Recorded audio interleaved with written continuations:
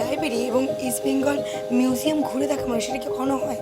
এই পাশে রয়েছে ইস্ট বেঙ্গল লাইব্রেরি এবং সামনেই আমরা দেখতে পাচ্ছি ইস্ট বেঙ্গল মিউজিয়াম, যেখানে পরতে পরতে রয়েছে ইতিহাস, যেখানে দেখে বুঝতেই পারছেন যে কত সুন্দরভাবে সাজানো। এখানে কিন্তু 70-এর দশকের সমস্ত গোল্ডেন ফটোগুলো কিন্তু এখানে লাগানো আছে। দেখাতে বলবো আমার ক্যামেরা পার্সনকে। এবং এখানে সবথেকে জনপ্রিয় পি.কে. ব্যানার্জি, তার পাশেই মানে চারদিক থেকে দেখতেই পাচ্ছেন কত সুন্দর করে সাজানো। এবং এখানে কিন্তু একটা সাউন্ড শোনা যাচ্ছে। পুরো রুমটাই কিন্তু, মিউজিয়ামটাই কিন্তু পুরো পরতে পরতে ইতিহাস লেখা মানে লেগে আছে। এখানে আরও দেখাবো, এখানে কিন্তু কাপ রয়েছে, এখানে ইস্ট বেঙ্গলের জার্সি পরা প্লেয়ারদের স্ট্যাচুও রয়েছে। এবং এবং এখানে কিন্তু এটা পঞ্চ পাণ্ডবের কিন্তু স্ট্যাচু 5 জন রয়েছে। এবং পুরো ইস্ট বেঙ্গলে কিন্তু এই মিউজিয়ামটা কিন্তু ঘুরে দেখার মতন।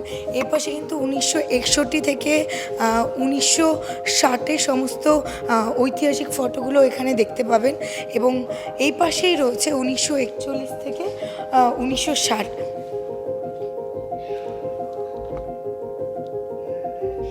ইস্ট বেঙ্গলের যে প্রতিষ্ঠাতা রাজা সুরেশচন্দ্র চৌধুরী, তার এখানে কিন্তু একটা ফটো দেখতে পাওয়া যাচ্ছে, যেটা একদম মিউজিয়ামে ঢুকতেই প্রথম কিন্তু এটা ফটো রয়েছে। এবং এ পাশেই কিন্তু রয়েছে 1941 থেকে 1960-এর সমস্ত ঐতিহাসিক ফটো।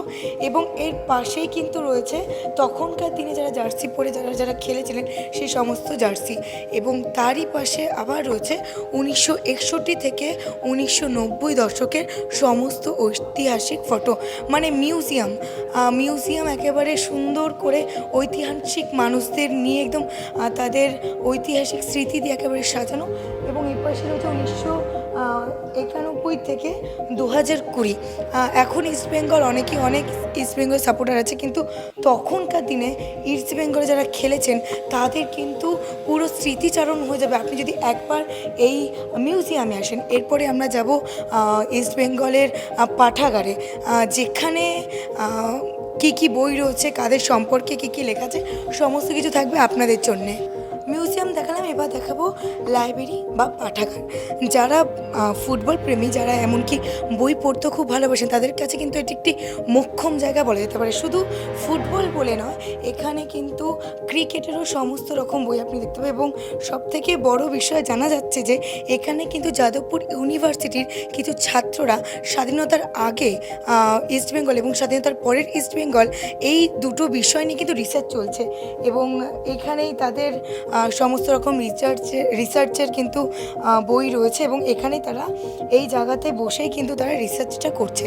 এবং যারা কিন্তু বই পড়তে ভালোবাসেন তাদের কাছে কিন্তু একটু খুব, এখানে দেখুন সুভাষ ভৌমিকের গোল, মানে আপনি এখানে ক্রিকেট থেকে শুরু করে ফুটবল সমস্ত রকম লেখার বই পাবেন। এবং এখানে কিন্তু রয়েছে গৌতম ভট্টাচার্যের পাকিস্তানের ভারত উদয়, মানে সমস্ত রকম বই কিন্তু আপনারা এখানে পেয়ে যাচ্ছেন।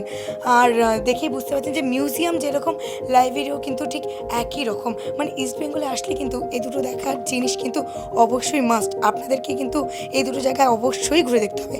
এই ধরনের নানা আপডেট পেতে এবং কিছু ঐতিহাসিক ব্যাপার জানতে হলে, ফুটবল হোক বা ক্রিকেট, অবশ্যই দেখতে হবে বাংলার পালস টিভির ইউটিউব এবং ফেসবুককে ফলো করতে একদমই ভুলবেন না।